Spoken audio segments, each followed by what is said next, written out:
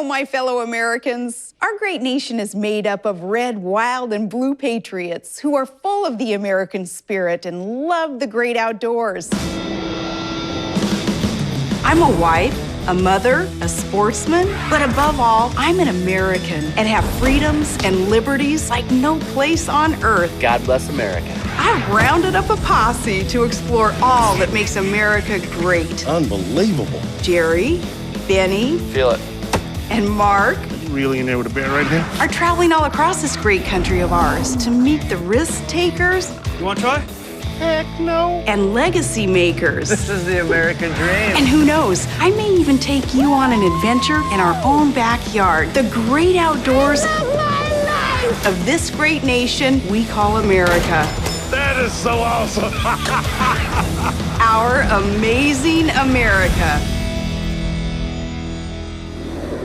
This is a nation full of thinkers and tinkerers, and we all have our hobbies, from golf to woodworking. But how do we take our ordinary pastimes and make them extraordinary? Expert craftsmanship and resourcefulness can elevate our hobbies to become impressive feats. Today, Mark is down in San Diego to find out how one man has used spare time and talents to build a fortress on wheels. Amazing America. Today, we're in America's finest city, the beautiful San Diego, California. And we're surviving. They say that everything is bigger in Texas, but down in San Diego, California, we found a vehicle that will make any oversized pickup down in the Lone Star State look a little dinky. Security consultant Jim Delosier has used skill and a little old-fashioned ingenuity to bring a regular truck up to some crazy new standards. He's built a big, bad truck to prepare for the worst and protect his family. Let's see if our guy Mark can survive the Survivor truck. How you doing, Mark? I'm Mark. I'm Jim. Nice to meet you. Nice meeting you, Jim. So, here we are, Walmart Technologies, Survivor truck. I'm thinking outdoors. I'm thinking, camper. Is that it? It's not huge. No, but that is part of the story, though. When I decided to build the Survivor truck, I went and I picked up 20 cases of water in that truck, and it was just too much weight. And I thought, if 20 cases of water is all I can carry, and I got to abandon the family to get that much, Yeah. it's the wrong truck. Yeah. All right. Well, I want to see this thing. Let's take a Go look check at it out. Now, how big are we talking? Well, the door keeps just going up and up and up. Yikes. Yikes is right, but I'll tell you what, if that thing has a good heater, I'm listening. That thing is huge. Look at the tires on that thing. It's like each tire is like a smart car. That's right. Weighs about the same, too. I want to get in there and see it. Let's go check it out. Watch your head. Yeah, too late. My wife's favorite attribute is the toilet. She says that there is no survival without a clean toilet. Yeah. A sink with hot and cold running water, a 2-burner stove, shower system, this little room down here. This is the command center. Let's check it out. That's a tiny little door. So, Jim, tell me about the command center. So in here we have monitors that show the cameras basically all the way around the vehicle. There's eight cameras that are on the top of the vehicle. If we do come into a situation where you have to protect the family, everyone comes in here. It's a little tight.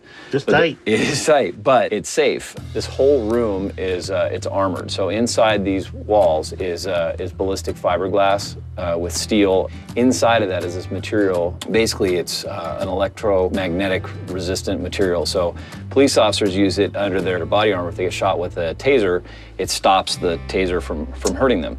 But it also stops signals and electromagnetic pulse. So this whole room is sealed with that, and it reduces the electronic field if we get in here. It protects everything that's in here from lightning or from solar flare or hopefully not a nuclear blast. But What am I looking at cost-wise? Well, what's the range? well, a very basic truck with the camper and a command center that hasn't been outfitted, you can get in as little as $189,000. This one, the way it's set up with all of the cameras and the technology and the communication, you're getting closer to 285, 289, something like that.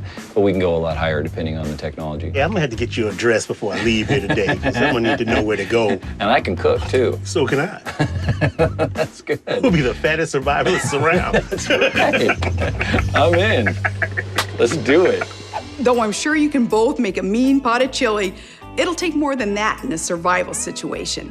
Let's see what really makes this truck a force to be reckoned with.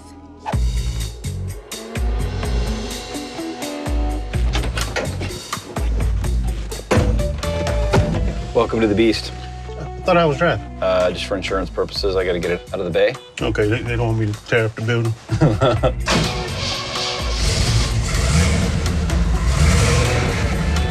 Oh, that's a beast. Like a big block. What you got under the hood? It's a 366 tall block. It was the first industrial engine that Chevy ever made, and it's low compression. It's a perfect, it's like a tractor motor. It'll just keep running and running and running. Coming up, It's a big transmission. Kind of got to feel your way into it.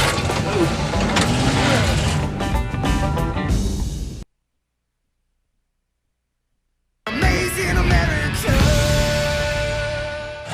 No one's ever driven my truck before. You're a very special man.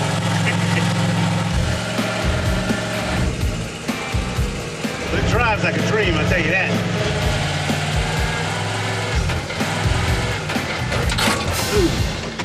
well, that is until now. It's a big transmission. It's a little slower to shift than a car. You have to keep the clutch in a little longer. And go ahead, clutch. You kind of got to feel your way into there. It's a big truck. So the transmission is designed to carry really large loads, so the gears are pretty tight. So the goal was to get this thing to the point where my wife could drive it. A little intimidating for her. I understand why. It's intimidating for me.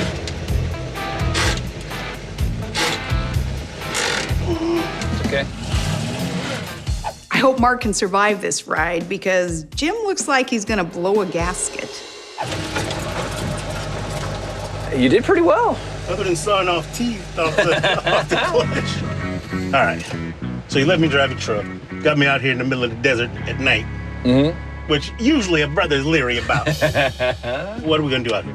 I want to show you a couple of survival skills that I've picked up along the way. Maybe make a little food so we can have something to eat. All a little right. hungry. And show you a couple more things about the truck. Let's get cracking. All right. Watch that first step. I'm going to show you how to make this little stove that we're going to use. You hold on to that. Okay, so what you're going to do is pull that piece of cardboard out of the center. There you go. So then you compress this like so. We're going to push this in to this can. To a can. The toilet paper becomes the wick, like on a Oh, candle. for the stove. Right, for the stove. So you take this and we add the alcohol to it, and what burns is the alcohol. The toilet paper doesn't actually burn. Using alcohol and toilet paper to cook? I think I'll stick with the old rubbing two sticks together method. Thank you very much. Light it. See, it's already burning. Oh, yeah. We're gonna put that guy on there like that so that the flame comes up in between them. But you want it to be close enough so that we can put our pot on there. We're gonna let that boil, and when it gets boiling, we're gonna dump this little pouch of pasta Alfredo. Yeah, well, you know, when I grew up, it was meat with every meal. You know what I mean? I get it. My mother would give you a whole ham for a snack. Baby, dinner won't be ready for an hour. Take this ham. My mom can cook too. So this is the thermally regulated camouflage netting system. It's the same one that they run on the Strikers and the Humvees over in the sandbox. Essentially what it does is it maintains the ambient temperature of the environment so that if you look at it through a thermal camera, it's supposed to look like nothing. It's supposed to just match whatever's out there. Okay, I'll believe it when I see it, or don't see it. This is a good hunting truck right here. It's a sniper platform or a deer stand. It depends on who the client is, right? Yes, yes.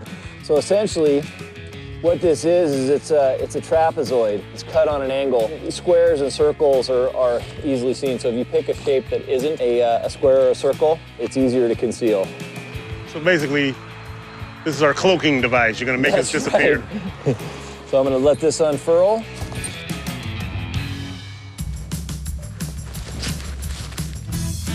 If I actually had to be out here surviving, I'd want to be with you, because you did all the work. Hey.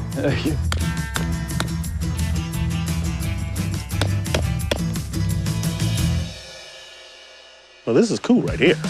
Essentially, it creates shade for the whole vehicle. So it cools down the vehicle all the way around.